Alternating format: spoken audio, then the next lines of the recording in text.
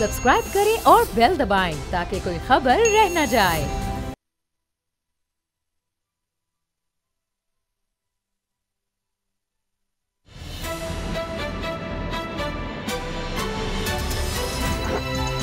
अब पता चला।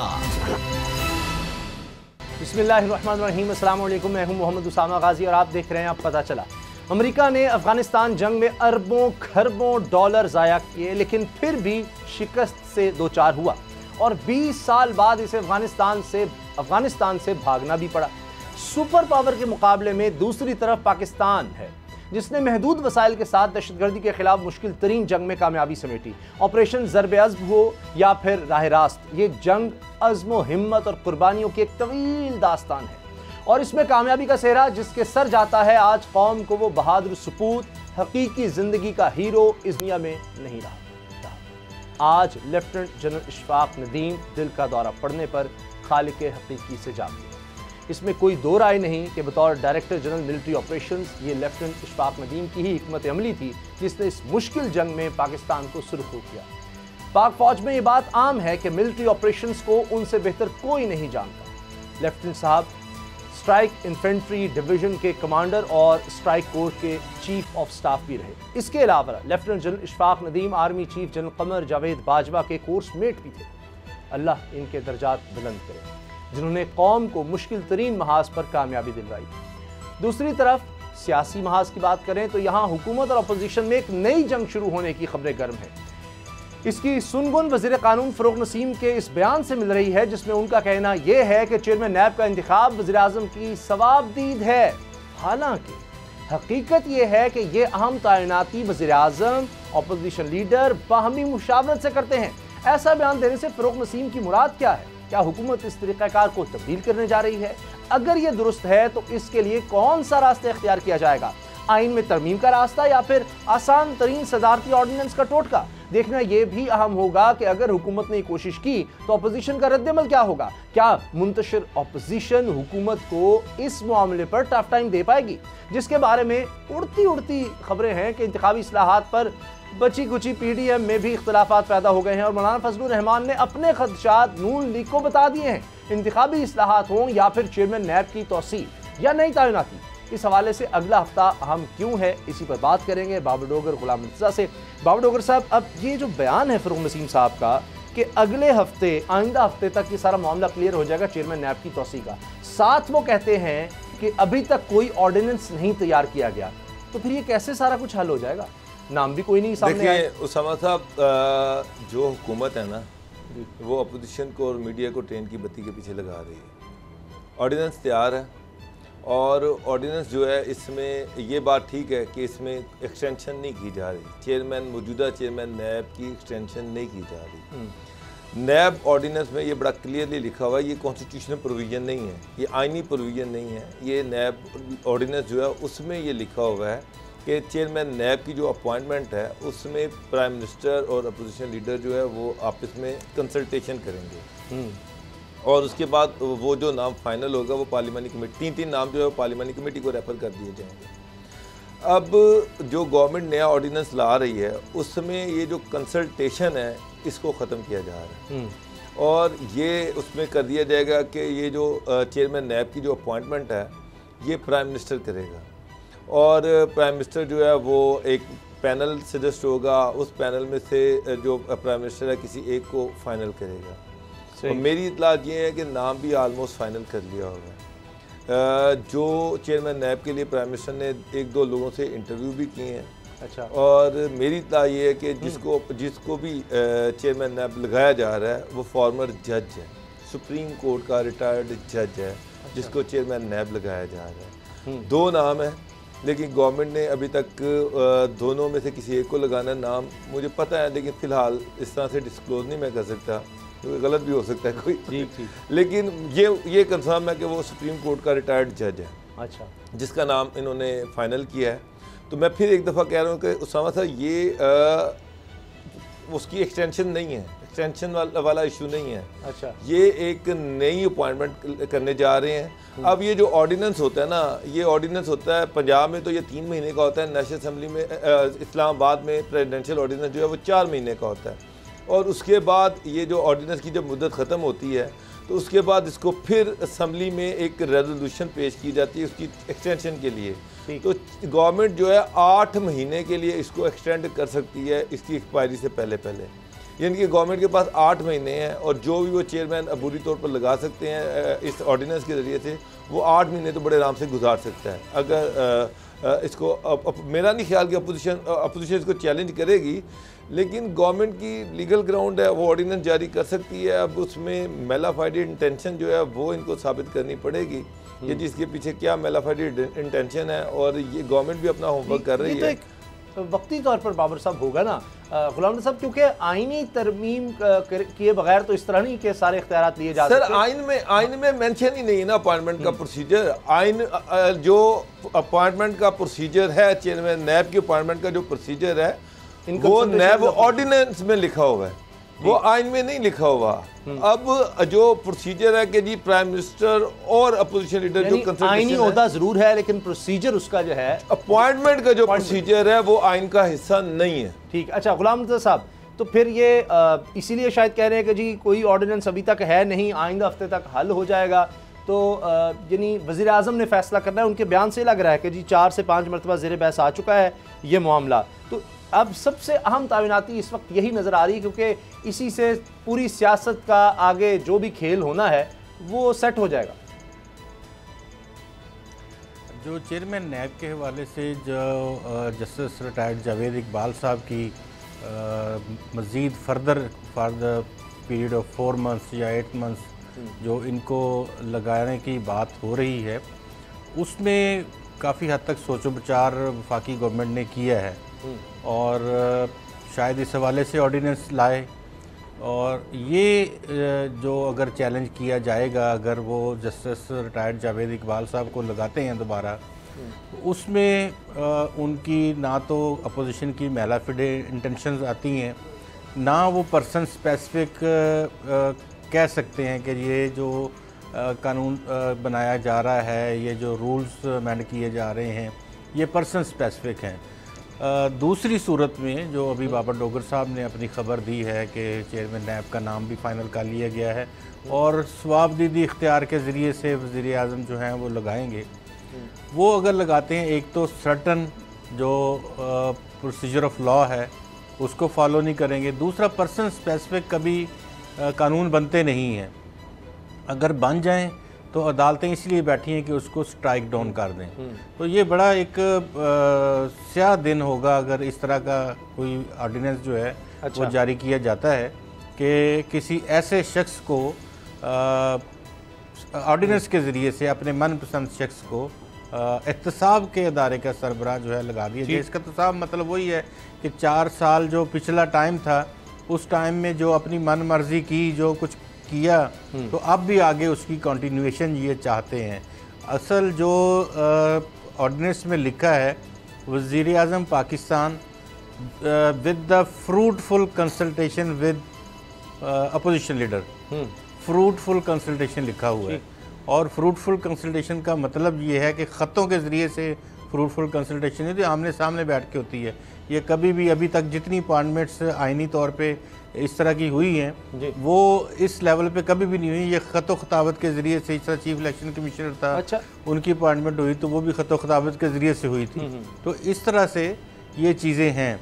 और अगर ये, क्योंकि तहरीक इंसाफ की हुकूमत है, तो इंसाफ जो है वो तो यही है कि जो लॉ में, रूल्स में जो है उसके मुताबिक उसको चलाया जाए।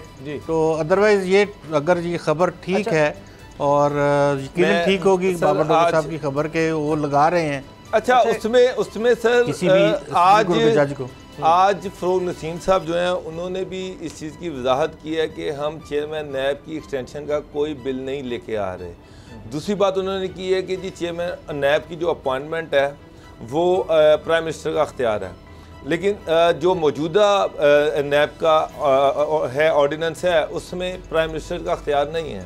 उसमें ये कंसल्टेशन है prime minister with opposition leader.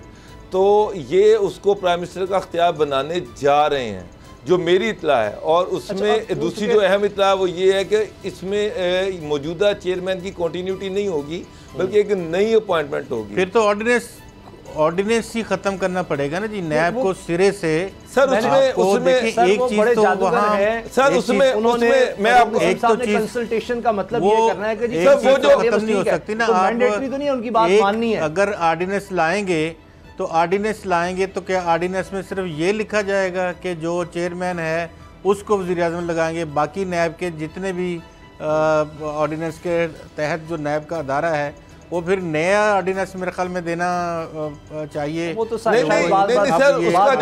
जो नैब होगी उसको वज़ीर आज़म लगाएंगे, उसमें जो उसके सारे प्रोसिक्यूटर्स इस तरह से लगाए जाएंगे, उसकी अथॉरिटी इस तरह से बनाई जाएगी। सर उसमें देखें, उसमें जो चेयरमैन नैब की अपॉइंटमेंट का प्रोसीजर है ना, और जो डिप्टी चेयरमैन नैब की सिर्फ चेयरमैन नैब की अपॉइंटमेंट जो है उसी में कंसल्टेशन है, बाकी किसी चीज़ में कंसल्टेशन नहीं है। कुछ उसमें रोल चेयरमैन नैब का, कुछ प्राइम मिनिस्टर का है। मतलब डिप्टी चेयरमैन नैब प्राइम मिनिस्टर लगा सकता है, उसके लिए कोई कंसल्टेशन नहीं है। तो ये उसी प्रोसीजर को फॉलो करेंगे, उसमें जो कंसल्टेशन का पोर्शन है वो निकाल देंगे, और उसमें एक चीज़ नहीं डाल देंगे कि 3 का पैनल जाएगा, उसमें से किसी एक को प्राइम मिनिस्टर जो है वो लगाएंगे। अच्छा, अब इसमें हम और बात पैनल कौन देगा? वो चेयरमैन जो चेयरमैन नैब बैठा होगा वो पैनल देगा,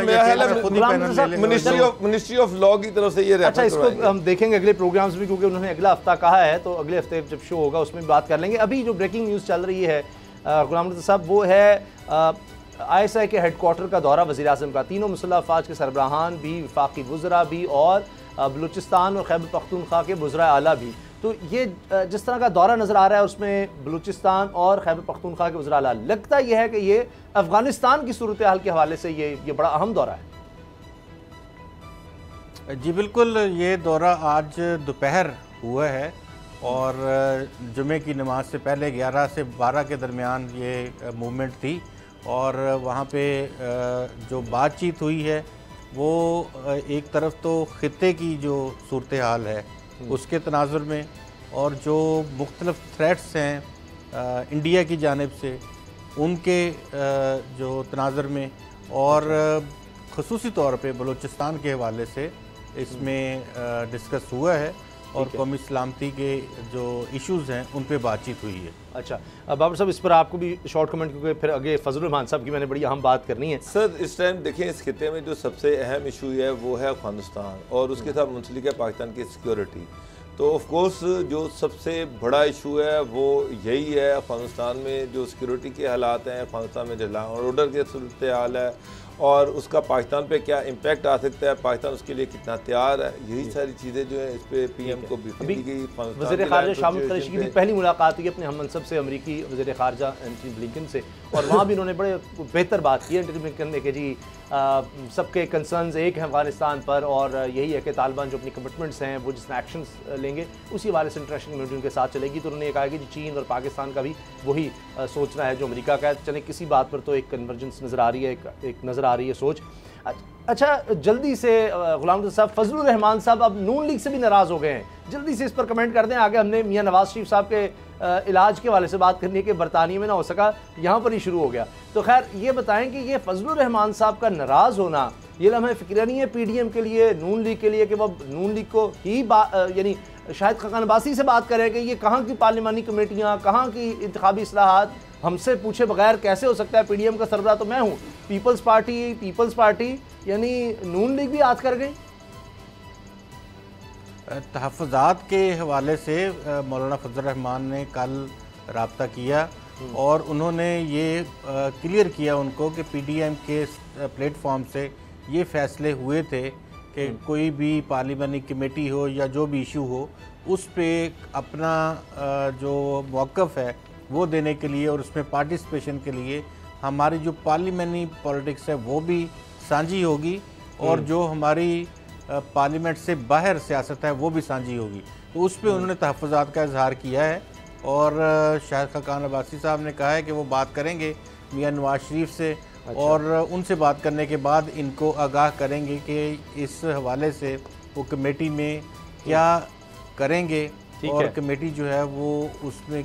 लेकिन अच्छा। एक क्लियर कट बात मौलाना फजल रहमान साहब ने कही है, एक जुमला उन्होंने बोला है कि वो पाकिस्तान तहरीक इंसाफ के साथ किसी भी फोरम पर किसी भी लिहाज से बैठने के लिए तैयार नहीं। जी बाबर साहब, अच्छा, आज ये जो मीटिंग हुई है मौलाना फजल की, इसमें मौलाना फजल ने जो मेरी इतलात हैं शदीद नाराज़गी का इजहार किया। बिल्कुल जिस तरह से गुलाम मुर्तज़ा साहब कह रहे हैं कि जी पीडीएम का प्लेटफॉर्म था और ये चीज़ें पीडीएम प्लेटफॉर्म पर डिस्कस होनी चाहिए थी। अच्छा। और मौलाना किसी सूरत में पीटीआई की किसी भी कमेटी का हिस्सा नहीं बनना चाह रहे। अच्छा।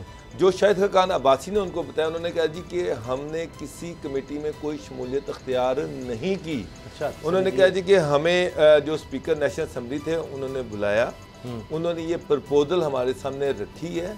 वो प्रपोजल अभी सिर्फ प्रपोजल है, हमने उनको कोई उस पर ये नहीं कहा कि जनाब हम उसका हिस्सा बनेंगे या नहीं बनेंगे, और हम जो भी करेंगे आपकी मुशावरत से ही करेंगे। अच्छा। और ये मामला जो है ये हम पीडीएम के सामने रखेंगे। मगर शाहिद खान अब्बासी ने क्लियरली बताया कि जनाब हमने अभी कोई फैसला नहीं किया और फैसला आपकी मुशावरत से करेंगे। तो जिस पे मौलाना अभी थोड़े से ठंडे पड़े हैं, लेकिन उन्होंने क्लियरली कह दिया है ये मामला पीडीएम में डिस्कस होना चाहिए। अच्छा। और उन्होंने ये साथ कह दिया कि हमें इसका हिस्सा नहीं बनना चाहिए। अब शाहिद खान अब्बासी जो है वो अपनी लीडरशिप से बात करेंगे, लेकिन उन्होंने एक चीज क्लियर की है कि जनाब अभी हम किसी कमेटी का हिस्सा नहीं बने। देखते हैं ना, शहबाज शरीफ की अगर चली तो फिर तो कुछ ना कुछ तो होगा, मुफाहमत तो आगे बढ़ानी होगी। मियां नवाज शरीफ साहब लंदन में अभी तक इलाज नहीं करा सके, लेकिन उनकी लंदन में मौजूदगी के साथ साथ पाकिस्तान में उनकी वैक्सीनेशन हो गई। अब ये इतनी बड़ी खबर बनी कि अब इस पर बड़ी इंक्वायरियां हो रही हैं। एक तरफ तो जनाब एक्शन भी ले लिए गए हैं, लेकिन अब आगे मामला एफआई को भी सुपुर्द कर दिया गया है। तो गुलाम मुर्तज़ा साहब, ये पता नहीं किसकी इस तरह से हो चुकी है जाली वैक्सीनेशन। मुझे कई लोगों ने कहा जी जाली सर्टिफिकेट बनते हैं, कोई हमारा बता दें किस तरह बनता है, कोई बता दे, नहीं हमसे इस तरह की इन्फॉर्मेशन लोग चाह रहे हैं। मैं कहता हूँ अल्लाह के बंदो, जाके आप वैक्सीनेशन लगवाओ और कार्ड बनवाओ, ये कोई ऐसी बात थोड़ी है। पता नहीं क्यों इस तरह लोग कर रहे हैं। तो ये पता नहीं क्या कुछ हुआ, और भी चीज़ें इसमें सामने आई हैं। बज़ाहिर ये लग रहा है सिर्फ ये मियां नवाज शरीफ के शनाख्ती कार्ड पर एंट्री का मामला नहीं है, बहुत कुछ हो गया इसके अंदर अंदर। जी बिल्कुल, आपकी बात दुरुस्त है। मैं आपके साथ एक रावलपिंडी का मशहूर सेंटर है, मरी रोड के मेन मरी रोड के ऊपर वाक़या है जी। उसमें 1 लाख वैक्सीनेशन जो डोजेज़ थी वो आई थी, और जो डोजेज़ वहाँ लगाई गई हैं वो 1,09,000 को हैं।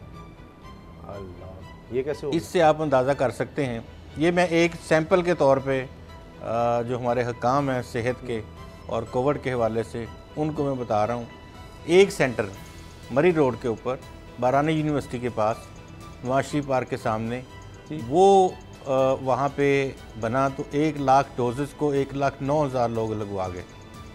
अब इसका चेक किया जाए तो फिर आपको तमाम जो मैस कैंपेन आपने चलाई थी वैक्सीनेशन की, उसके ऊपर बड़े सवालात उठते हैं। ये तो चले सियासी एक मैटर है मियां नवाज शरीफ साहब का, लेकिन इंटरनेशनल जो ऑर्गेनाइजेशन है वो इसको एक केस के तौर पे नहीं लेंगी कि अगर ऐसी शख्सियत को इस तरह से वैक्सीन लगाई जा सकती है तो फिर बाकी जो वैक्सीनेशन है उसके ऊपर बड़े सवालात जन्म लेंगे। लेकिन अक्का दुक्का वाक़यात हैं, जिस तरह ये मैंने अभी खबर हमारे पास आई है पिंडी की। इसी तरह से जो डाटा एंट्री के इसमें फॉल्ट्स हैं, जो वहाँ बच्चे बिठाए गए थे उनके, और वहाँ से कोड जनरेशन के, और फिर उसके बाद वैक्सीनेशन के, बाकी गवर्नमेंट लेवल पे ऐसी कोई कमी कोताही नज़र नहीं आती। नीचे क्योंकि इसको फाइनलाइज करना होता है, जो भी सेंटर है उन्होंने वहाँ पे डाटा एंट्री के लिए लोग रखे उन्हें, और बाकी जो इसको कोड जनरेशन वो तो मशीनी है, वहाँ से आता है। तो वहाँ पे अगर लगा रहा है कोई या नहीं लगा रहा जी। तो वहाँ पे विजिलेंस की ज़रूरत जो है वो महसूस हो रही है। अच्छा। और होनी भी चाहिए। ठीक है कि वो अभी ये रिपोर्ट्स भी आई हैं यहाँ पे, बहुत सारे पढ़े लिखे लोग वो गए हैं, उन्होंने उनका अपना नंबर उन्होंने दिया है और काउंटर से उन्होंने रसीद ली है, और उसके बाद वो चले गए हैं दूसरे कमरे में जहाँ पे उन्होंने वैक्सीन लगवानी थी, और वापस आके उन्होंने वो बता दिया कि वैक्सीनेशन हो गई है। और उन्होंने उधर ओके कर दिए। तो ये है, यहाँ इस्लामाबाद के कई सेंटर्स ऐसे थे जहाँ पे वैक्सीनेशन एक जगह पे नहीं थी, सही, और वो दूसरे कमरे में हो रही थी। दूसरे कमरे में आप पर्ची फाड़ के वापस आ जाएं या उधर से आप बाहर निकल जाएं, तो कोई ये नहीं कह सकता कि इसने लगवाई है या नहीं लगवाई, क्योंकि उससे पहले एंट्री हो चुकी होती है। ठीक है। तो अब ये बहुत सारे ये ह्यूमन एरर्स हैं, बहुत सारी चीज़ें हैं इसमें। लेकिन ये केस जो है मियां नवाज शरीफ साहब का, इसको फर्दर इन्वेस्टिगेशंस करनी चाहिए कि क्या कहीं ये सवालात जो उठाने के लिए कोई पॉलिटिकल किसी सियासी शख्सियत ने कोई इस तरह का ये जानबूझ के कुछ इस तरह नहीं किया, लेकिन शायद वो जो अभी लग रहा है, जिस तरह देखिए ना, आपके senior medical officer doctor Munir को मुअत्तल भी कर दिया गया है और दीगर कई लोगों को, तो बाबू डॉक्टर साहब ये तो लग रहा है कि सिर्फ इस केस की वजह से नहीं किया गया। जब ये इसकी इन्वेस्टिगेशन की गई है तो और बहुत सी चीज़ें सामने आई हैं, जैसे कि वहाँ पर अकॉर्डिंग टू रूल्स काम नहीं हो रहा था। मैंने ये भी सुना है कि पैसे लेकर भी सर्टिफिकेट भी मिल रहे हैं, पैसे लेकर आप वैक्सीन लगवाए बगैर जनाब आपका इंदराज भी हो रहा है, ये काम भी हुए हैं। उसामा साहब, पहले ही पाकिस्तान बड़ा बदनाम है और बाहर की दुनिया जो है वो पहले अपनी रिजर्वेशन शो कर चुकी है कि ना ये जो वैक्सीन का प्रोसीजर है ये पाकिस्तान में ठीक नहीं चल रहा, और जिस तरह से गवर्नमेंट ये कह रही कि हमने इतने लाख लोगों को लगा दी, इस तरह लगा दी, तो फिगर्स पे दुनिया पहले यकीन नहीं कर रही। और उनका ख्याल ये है कि ये यहाँ पर जो सर्टिफिकेट्स मिल रहे हैं ये ज़बरदस्ती बनवाए जा रहे हैं, पैसे दे के बनवाए जा रहे हैं।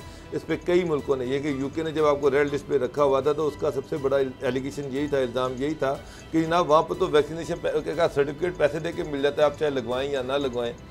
अब जब इस तरह के वाक़यात और ख़ास तौर पर जब हाई प्रोफाइल लोग इसमें होंगे, मियाँ साहब लंदन बैठे हैं और यहाँ से उनका सर्टिफिकेट इशू हो गया कि ना उन्होंने वैक्सीनेशन करवा ली, तो समझ साहब पाकिस्तान की इंटरनेशनल सारी दुनिया में क्या इज़्ज़त रह गई, क्या पाकिस्तान की तकीर रह गई कि जनाब यहाँ पर नवाज शरीफ लंदन में बैठ के उसका सर्टिफिकेट लाहौर से निकल सकता है तो फिर कुछ भी हो सकता है, फिर लाहौर में तो अंधेरी पड़ा हुआ है ना। तो गवर्नमेंट की बड़ी बदनामी है, बड़ी फेलियर है। मैं तो इससे सबसे बड़ी फेलियर तो पंजाब गवर्नमेंट की है कि जिसके नीचे से एक अस्पताल में एक बंदा जो यूके में, जो कनाडा में बैठा हुआ है, वो बंदा एक व्हाट्सएप कॉल के ज़रिए से वहाँ पर ID कार्ड भेजता है मियाँ साहब का और उनका वो सर्टिफिकेट जो है वो निकलवा देता है कि इनको वैक्सीनेट हो चुके हैं मियाँ साहब, और जनाब और एक कॉल पे सारा कुछ हो रहा है। और उसमें सबसे अहम चीज़ ये कि उसके पास मियाँ नवाज शरीफ साहब का ID कार्ड कहाँ से आ गया। तो दो कि ये नून लीग ने साजिश की, लेकिन गवर्नमेंट की फेलियर इसमें साबित हो गई। अच्छा, आपको लगता है कि ये कोई साजिश है ताकि ये सारा क्वेश्चनबल हो जाए सारा ये मामला और हुकूमत को इसमें सुक्की हो। ब्रेक का वक्त है, ब्रेक के बाद बात करेंगे बरतानवी वज़ीर-ए-आज़म, उनके वज़रा उनके क्रिकेट बोर्ड से बहुत सख्त नाराज़ हो गए कि जी पाकिस्तान का दौरा क्यों नहीं किया क्रिकेट टीम ने। इस पर ब्रेक के बाद बात करते हैं।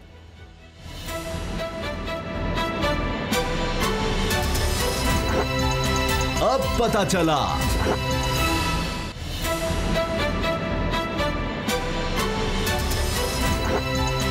अब पता चला। पाकिस्तान के हवाले से हम बात करते हैं तो बहुत दफ़ा कहते हैं जी पाकिस्तान में बड़े प्रॉब्लम्स होते हैं, यहाँ 2 नंबरी बड़ी चलती है, धोखा, फ्रॉड।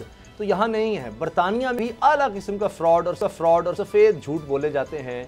ऐसे ऐसे झूठ के जी क्या ही बात है। अब देखिए इंग्लिश क्रिकेट बोर्ड ने क्या कहा था जब न्यूजीलैंड ने अपना दौरा ख़त्म किया, तो उसके बाद इंग्लिश क्रिकेट बोर्ड ने कहा कि जी हमारी टीम वहाँ पर है, हमें न्यूजीलैंड ने कुछ नहीं बताया, हम देख रहे हैं, हमारी जो ग्राउंड पर टीम है उसके हवाले से हम फैसला करेंगे। अच्छा जी, उस टीम ने कोई ऐसी बात नहीं कही। इंग्लिश क्रिकेट बोर्ड ने क्या कह दिया कि जी हमारे प्लेयर्स दबाव में हैं और वो भी नहीं चाहते कि जनाब दौरा किया जाए, तो इसलिए हम जनाब ना चाहते हुए भी दौरा नहीं कर रहे हैं पाकिस्तान का। अब आप देखिए क्या हो रहा है। बोरिस जॉनसन जो वज़ीर-ए-आज़म है बरतानिया का, वो ये कह रहा है, अभी बरतानवी अखबारात लिख रहे हैं, कुछ टाइम्स लिख रहा है, इसी तरह से डेली मेल ने भी इस बारे में लिखा है कि बरतानवी वज़ीर-ए-आज़म नाराज़ हैं, उनके वज़रा नाराज़ है कि जी इस वजह से, ये दौरा मुलतवी करने की वजह से पाकिस्तान के साथ ताल्लुकात ख़राब हो रहे हैं और हुकूमत की तरफ से कोई रुकावट नहीं थी, ना ही हुकूमत की एजेंसियों की तरफ से कोई ऐसी नेगेटिव रिपोर्ट थी या कोई एडवाइजरी जारी हुई हो कि जी वहाँ हालात ख़राब हो गए हैं, कुछ ऐसा हो गया है, कुछ भी नहीं।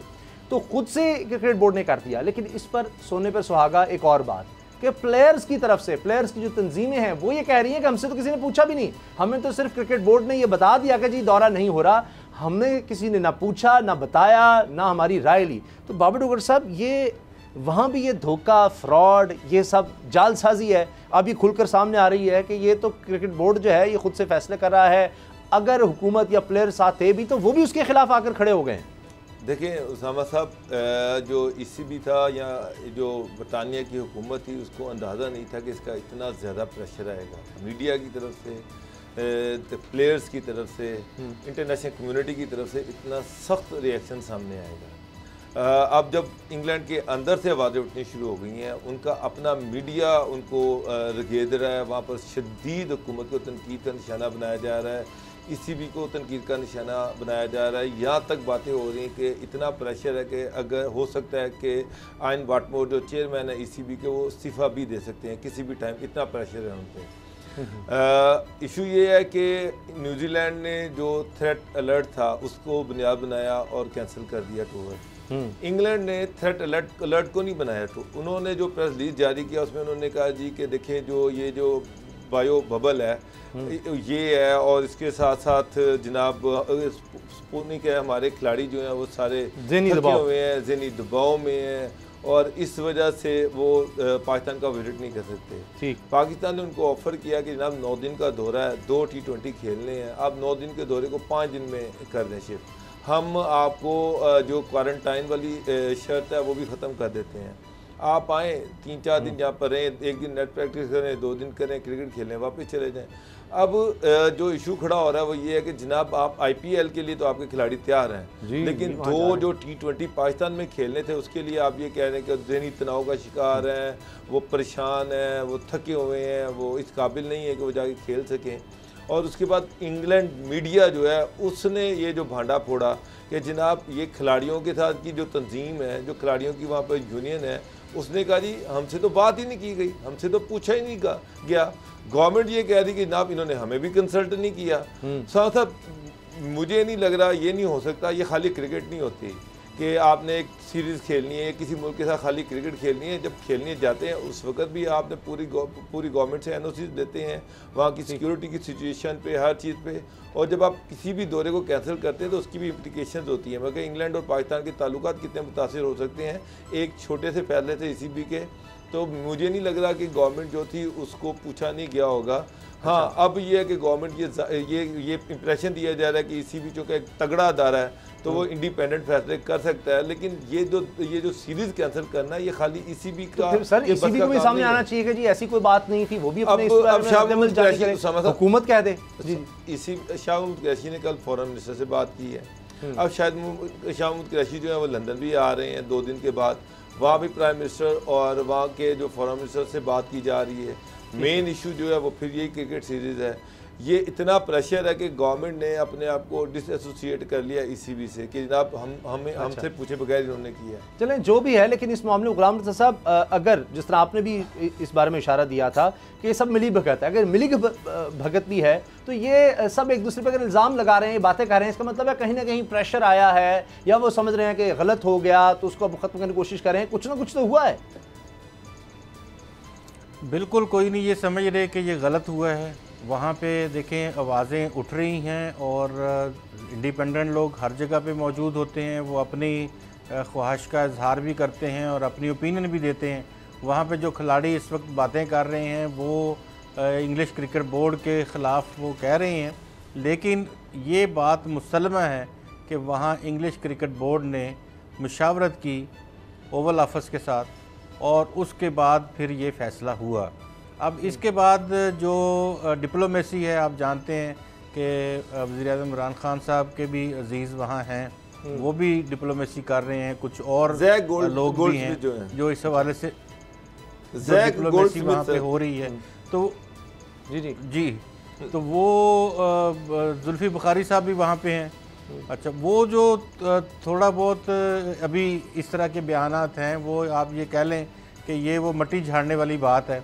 अदरवाइज़ ये फ़ैसला इन्होंने किया, और या तो अगर वज़ीर-ए-आज़म बोरिस जॉनसन जो हैं वो ये समझते हैं कि गलत है तो वो वीटो कर देते उसको, और वो कहते हैं कि वो हमारे पास, क्योंकि हमारी एजेंसियों के पास रिपोर्ट्स कोई नहीं है तो इसलिए हम किसी के कहने पे या किसी उस बात पे हम ये अखबारात यानी प्लेयर्स के हवाले से भी डेली मेल का एक नाम है, वो भी गलत लिखेगा। पहले भी उसके ऊपर केसेस भी हो चुके हैं, इस तरह के दूसरों पर भी फिर केसेस हो सकते हैं कि जी हमने तो ऐसा कुछ कहा ही नहीं, हम प्लेयर्स ने ऐसा नहीं कुछ कहा या उनकी तंजीम ने कुछ नहीं कहा, उनके साबिक क्रिकेटर्स भी कह रहे हैं गलत। देखिए अब तो 2022 में जो वैसे टूर करना था बरतानिया ने और वो तवील टूर था, उसके बारे में भी अब ये हो रहा है कि पाकिस्तान कुछ और भी सोच रहा है कि अच्छा ये भी फिर सकते हैं। यानी इस तरह तो एक प्रेसिडेंट सेट हो गया कि पाकिस्तान की टीम भी कल को ये कर सकती है, कोई और टीम भी, कि जनाब चंद दिन पहले 2-3 दिन रह गए, आपने कमिटमेंट की हुई है और 2 दिन पहले कहें हमारे प्लेयर्स अगर इसमें कुछ जुर्माना नहीं होता, कुछ नहीं होता, तो फिर कल को हमारे प्लेयर कह सकते हैं जी हम भी ज़हनी दबाव का शिकार हैं, PSL आ रहा है, ज़हनी दबाव है, मसला है, कुछ और प्रॉब्लम्स हैं, तो हमारे लड़के नहीं आ सकते। तो इससे तो सारा शराजा बिखर जाएगा इंटरनेशनल क्रिकेट का, अगर 1-2 टीमें भी इस तरह से करना शुरू हो जाएं, और उसके बाद कोई भी कमिटमेंट अपनी किसी भी वक्त फिर सकता है, कोई भी बहाना बनाकर। न्यूजीलैंड ने चले बहाना बनाया सिक्योरिटी का। उसामा गाजी साहब, आपकी टीम अगर इस तरह भी कर लेगी तब भी को उन ममालक में इतना बड़ा तूफान नहीं उठता जिस तरह के तूफ़ान हमारे इस एरिया में पाकिस्तान और इंडिया में उठते हैं, वहाँ टीम चली जाए, दौरा कर ले, ठीक है, नहीं दौरा करेगी, एक सिंगल कॉलम खबर लगेगी और उसके बाद वहाँ ये वाली सूरत हाल नहीं है जो क्रेज है। नहीं करोड़ों रुपया कम अज कम एक मैच पर आप देखिए एडवर्टाइजमेंट होती है, उनकी तैयारियां होती हैं, कॉर्पोरेट मैं उधर ही आ रहा हूँ, मेरी बात पूरी मुकम्मल होने दें। जो कॉर्पोरेट आपका बिजनेस है वो बुनियादी तौर पे आपको, या आपका कॉर्पोरेट बिजनेस जितना उसका हजम है, उसका वॉल्यूम है, वो आपको रोकता है ऐसे दौरे ना करने से या करने से। यहाँ पे क्योंकि हमारा क्रिकेट का जो वॉल्यूम है, उसका बिजनेस वॉल्यूम वो कम है, और पाकिस्तान ना कभी पाकिस्तान ने ये सोचा है कि वो किसी भी मुल्क की सीरीज़ ख़राब करेगा, किसी मुल्क में इस तरह से करेगा। हमारे खिलाड़ियों को तो कल जो मुलाकात हुई है वो ये कहा गया है कि आप अपने ऊपर फोकस करें, आप वर्ल्ड कप के ऊपर फोकस करें, T20 वर्ल्ड कप के ऊपर फोकस करें, आप छोड़ दें बाकी चीज़ों को, वो जो जिस तरह से चल रही हैं। और ये बात एक बिल्कुल ये रोशन और अय्याम पहलू है कि ये स्ट्रेटजिक और जो बिजनेस है वो इस खेल में सियासत आ गई है। और यहाँ पे मैं ये कहूँ कि एक अकेला खिलाड़ी वो नहीं चल सकता, जिस तरह से रमीज़ राजा साहब हैं, यहाँ पे नजम सेठी साहब जैसा बंदा चाहिए जो इस पाकिस्तान क्रिकेट बोर्ड को, जो इंटरनेशनल पॉलिटिक्स को भी समझ रहा हो, जो यहाँ के माहौल को भी समझ रहा हो, PSL को भी देख रहा हो, बाहर उसके ताल्लुकात भी हों, वो कोई मजमून लेके के किसी को ख़राब भी कर सके, तो ऐसा बंदा अब चाहिए। अब टोटल क्रिकेट नहीं है, अब क्रिकेट जमा पॉलिटिक्स जमा स्ट्रेटजिक बहुत सारी चीज़ें इसमें शामिल हो गई हैं। सर यानी इंटरनेशनल पॉलिटिक्स को भी समझ में, इंटरनेशनल इन्फ्लुएंस वाला बंदा चाहिए, कोई इंटरनेशनल इस्टेब्लिशमेंट जो है उसके साथ भी किसी के ताल्लुकात हों। अब ये वाकई आपकी बात सही है। तो इतना ऐसा बंदा बाबर साहब अब या तो ढूंढा जाए या पूरी एक लॉबिंग की जाए, नहीं अभी खेल से बात कहीं और निकल गई है। तो साहब मसला ये है कि ठीक है, बिल्कुल इसमें पॉलिटिक्स भी है बहुत, बल्कि ये जो सारा न्यूजीलैंड और इंग्लैंड वाला ये सारा इशू हुआ है, इसमें पॉलिटिक्स ज़्यादा है। लेकिन बाल आप एक चीज़ देखें कि इंग्लैंड पे बहुत प्रेशर है। सर अभी रेड लिस्ट का मामला आपने देखा, मैंने वहाँ पर जो देखा, वहाँ पर लोकल मीडिया जो है, वो जो लोकल मीडिया है उसका इतना प्रेशर है, वहाँ पर जो प्लेयर्स हैं उनका इतना प्रेशर है, और कि इंग्लैंड गवर्नमेंट ने क्या ज़रूरत पड़ी थी कि वो अपने आप को अपने बोर्ड से डिसएसोसिएट कर ले कि जनाब हमारा फैसला नहीं है, हमने इनसे कुछ नहीं कहा, ये इनका अपना ज़ाती फैसला है।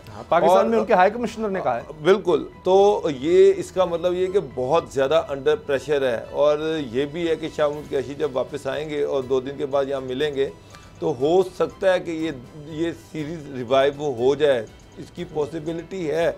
मैं ये नहीं कह रहा 100%, लेकिन ये एक पॉसिबिलिटी है कि जितना इंग्लैंड गवर्नमेंट पे जितना प्रेशर आ चुका है, उसके बाद वो इसके लिए तैयार हो जाए कि नहीं हमारी टीम जो है वो पाकिस्तान के लिए विजिट करेगी 2 मैच खेलने के लिए।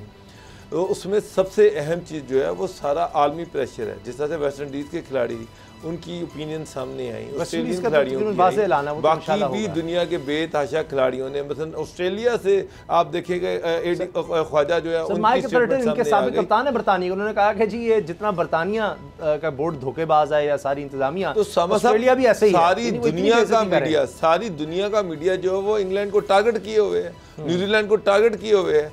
तो इंग्लैंड के अपने लोग जो हैं वो इस फैसले से नाखुश हैं। दोनों ममालिक के जो ताल्लुकात हैं वो इससे ख़राब हुए हैं। आप ये कहें कि न्यूजीलैंड और पाकिस्तान के ये सिर्फ क्रिकेट थी और न्यूजीलैंड और पाकिस्तान के ताल्लुकात ख़राब नहीं हुए, तो हुए हैं। आपके प्राइम मिनिस्टर ने उसको रिक्वेस्ट की, उनकी प्राइम मिनिस्टर को, लेकिन उन्होंने उनकी बात नहीं मानी। तो ऑफ कोर्स ये दोनों ममालिक के दरमियान ताल्लुकात ख़राब हुए हैं। ये और इंग्लैंड के दरमियान अगर इंग्लैंड नहीं आता और कोई और प्रीटेक्स्ट बनाता है और इंग्लैंड की टीम IPL खेलती है, इंग्लैंड की टीम दूसरे टूर करती है, तो पाकिस्तान और इंग्लैंड के ताल्लुकात यकीनन मुतासिर होंगे। और खाली बेतहाशा चीज़ों पे इनका आपस में कोऑपरेशन चल रहा होगा जो जिसपे ख़राब हो सकता है। इसमें ये भी तो मैं रहा हूँ कि प्रेशर बहुत है इंग्लैंड की क्रिकेट टीम पे। ये कहना कि वो कोई प्रेशर नहीं ले रहे, प्रेशर है। भारत का हाथ भी नजर आया, खासतौर पर न्यूजीलैंड टीम जिस तरह गई, वो थ्रेट सारे भारत से जनरेट हुए। तो अब भारत में मुसलमानों के खिलाफ क्या हो रहा है? अब सिर्फ मकबूजा कश्मीर नहीं, आसाम में भी वहाँ की रियासत में मुसलमानों के खिलाफ जिस तरह से ऑपरेशन हुआ है कि जी गैर कानूनी आबादी ने बनाई हुई थी, घर गिरा दिए, वहाँ पर लोगों को कत्ल किया गया है, रियासती दहशतगर्दी पुलिस की जानिब से की लाशों की बेहुरमती की गई है। अब भारत में ये हो रहा है, क्या कभी किसी हिंदू आबादी के खिलाफ या ख़ास तौर पर जो ऊंची ज़ात की हैं उनके खिलाफ इस तरह का ऑपरेशन हुआ है? इस पर बात करेंगे ब्रेक के बाद।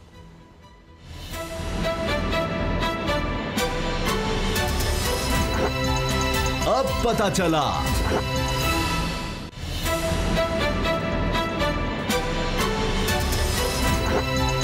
अब पता चला।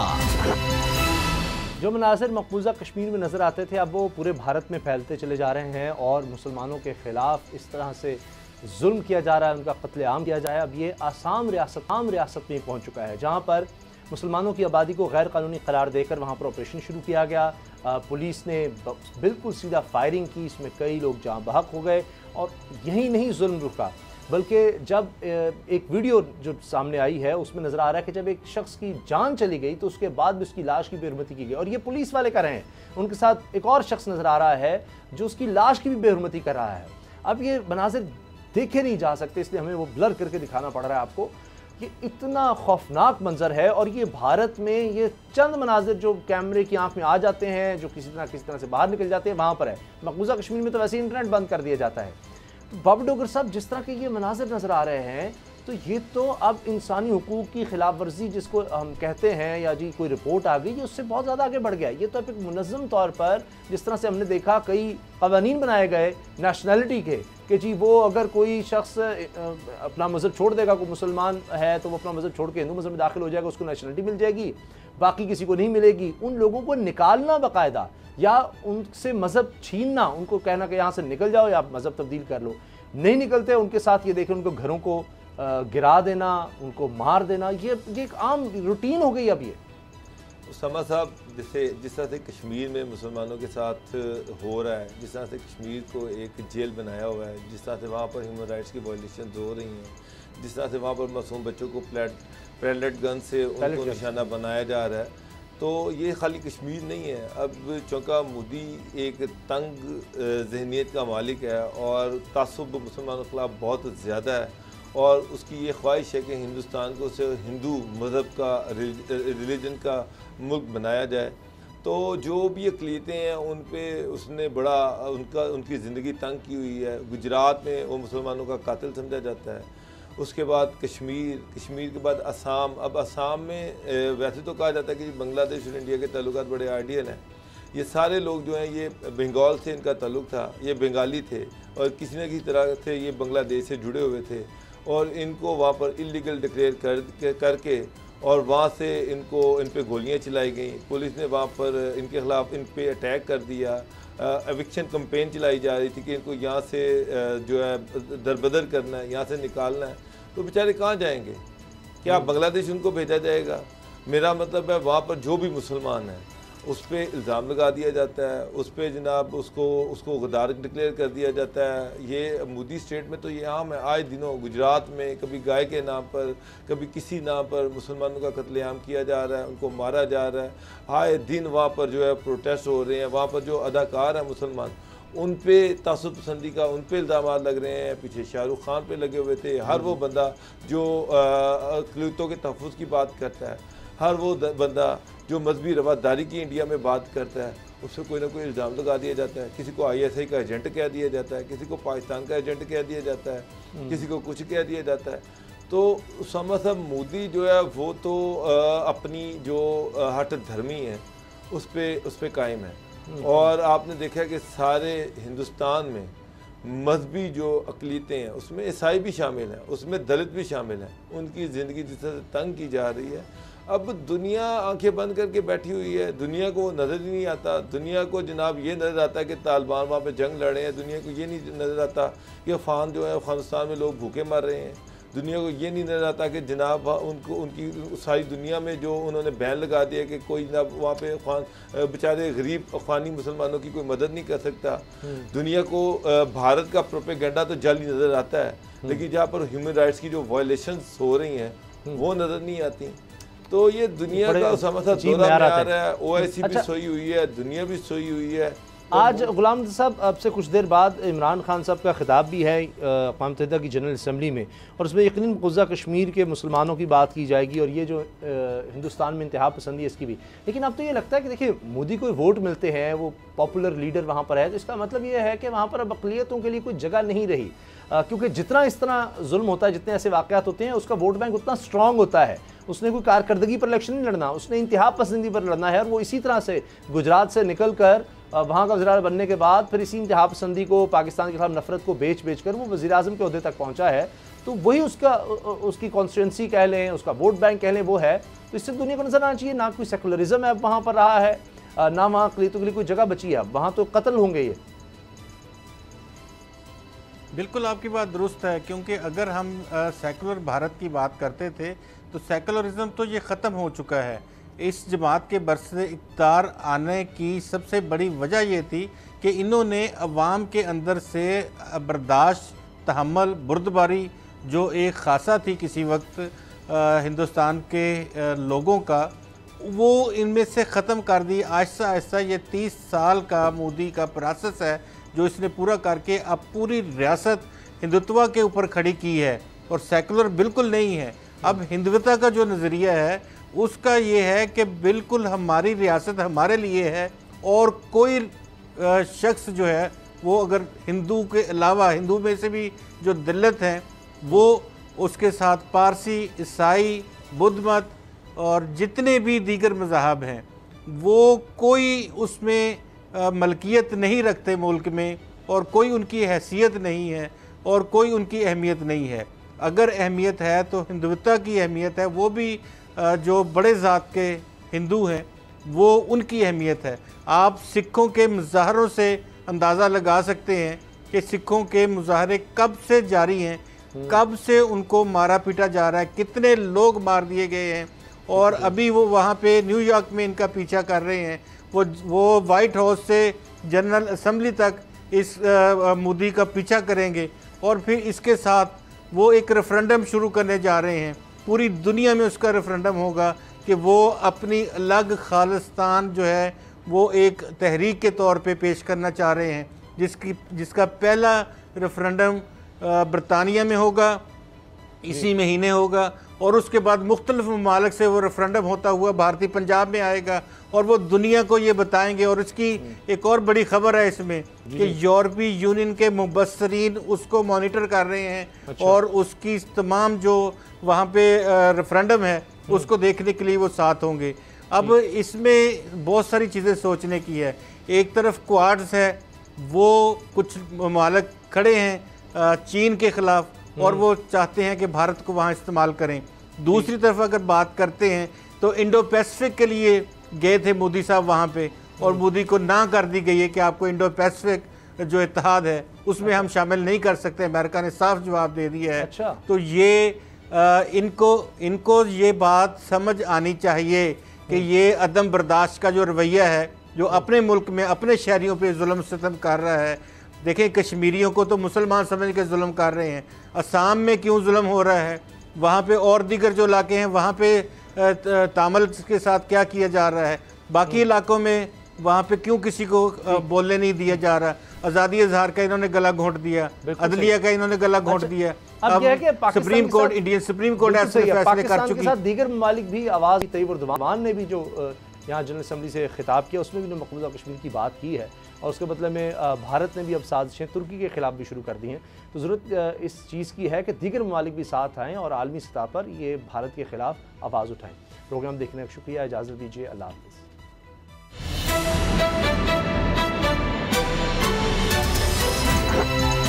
अब पता चला। सब्सक्राइब करें और बेल दबाएं ताकि कोई खबर रह न जाए।